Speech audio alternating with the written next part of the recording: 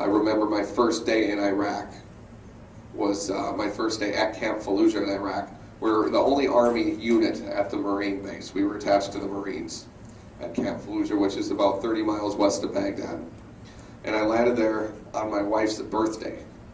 So I got to call her and say happy birthday and that I'm at my new home. And so that first night then I went to go sleep, and I had I didn't pack my gear all that well. The very important stuff, like pillows and blankets and stuff that you would need because of the extremely cold air conditioning in these tents in Iraq when we first got there. So that's a good thing, is we weren't blazing hot, but at night it was freezing cold. I was focused on bringing my laptop computer so I could watch movies and all of that stuff. I didn't have any blankets. I had my weapon, my body armor, my helmet, and my shaving kit and toothbrush and stuff like that. But I didn't think about the pillow. So I'd use my body armor as a pillow, and that's not very comfortable. And I remember that first night, I don't think I would have gotten much sleep, even if I had the pillows and the blankets and stuff, because of all the explosions I heard.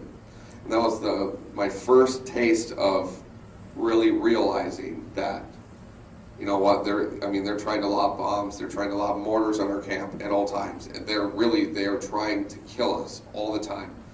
And it really wakes you up. It's not training anymore. And so, I'd start falling asleep, and boom, every couple minutes, we'd be firing back at them.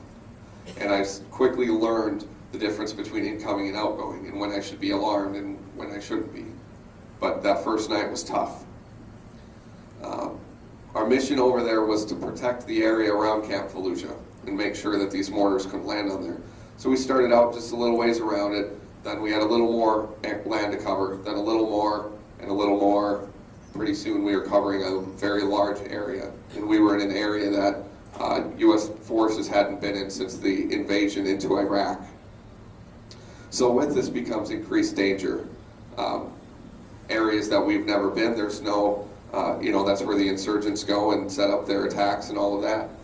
So it got very dangerous the further into 2006 that we went. And we were on, it seemed like every day in November, one of our guys would hit a roadside bomb. And we had some injuries that were, broken bones and stuff, but nothing really, really serious. And so it felt like we were just dodging bullets, getting very lucky.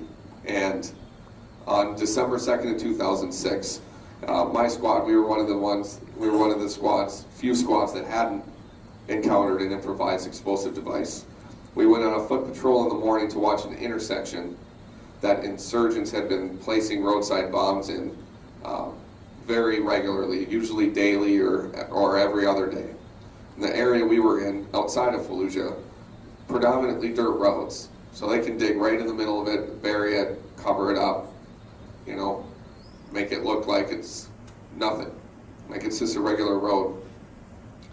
So in the middle of the night, we're watching this area, waited, the sun came up, nothing happened. So it's a good thing. We walked back to our forward operating base and grabbed lunch, our little mini base. It was probably the size of this room with walls around it and stuff. And we grabbed our lunch and took a nap, so it was shaping up to be a wonderful day in Iraq, and you don't get too many of those. Our lieutenant came in the room, ran down the stairs from the tower, ran in the room, and he said, "There's suspicious activity to the south. We need some guys to check it out. We need 5 for the Humvee, and then there was 3 for the tank in front of us." So 5 of us raised our hands to go in the Humvee. Loaded up, headed down there. I was sitting in the right front passenger seat. I was sitting shotgun. I was vehicle commander, so I was running the radio, letting headquarters know where we're at and the whole deal. We checked out the suspicious activity. Ended up being nothing. Now it's in a rough area, so we expected it to be a rough situation. We got there, and I think it was just someone who looked suspicious, and that's not out of the ordinary. You always have things like that. So we're like, great, okay, we're gonna head back to camp.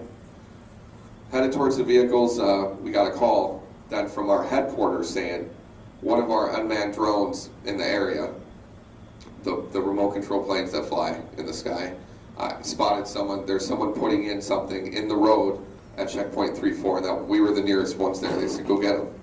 So we jumped in our vehicles. Again, that tank was to the front, 32-ton tank, and we were in a fully up-armored Humvee, brand new Humvee. We're driving, and I was letting headquarters know where we're at, and I remember calling in checkpoint 3-3, letting them know we're almost there.